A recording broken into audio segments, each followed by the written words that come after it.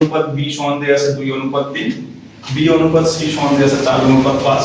তোমাদের বলা থাকে এ অনুপাত বি অনুপাত সি এর মান কত, অথবা এ অনুপাত সি এর মান কত, বি অনুপাত সি এর মান কত।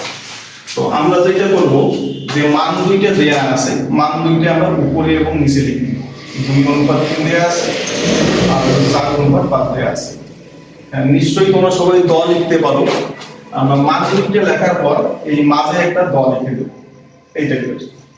এখন দটা যখন আমরা লেখা লিখছি, তোমরা নিশ্চয়ই দেখছো আমি শুরু করছি এখান থেকে, তারপর নিচে নামছি। এবং এখানে মানে হলো আমরা 2 থেকে শুরু করে 4 এ আসছি।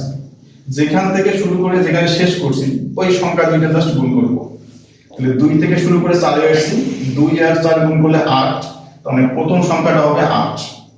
এরপর এখান থেকে এখানে আসার পর 4 থেকে আমরা উপরে উঠছি, তাহলে 4 থেকে আসা হয়েছে 3 এ, 4 আর 3 গুণ করলে হবে 3 4 12।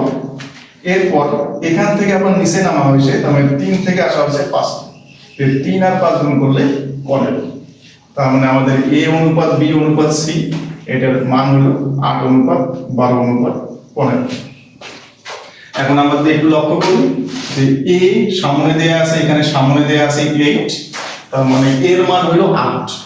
এরপর বি এর মান হলো 12, সি এর মান হলো 15। এখন তো যদি বলা হয় যে এ অনুপাত সি এর মান কত, তবে এ হলো এখানে 8, সি হলো 12, তার মানে এ অনুপাত সি এর মান হলো 8:15। নিশ্চয়ই এটা তোমরা নিজে করতে পারবা। বি অনুপাত সি, বি এর মান 12, সি এর মান 15।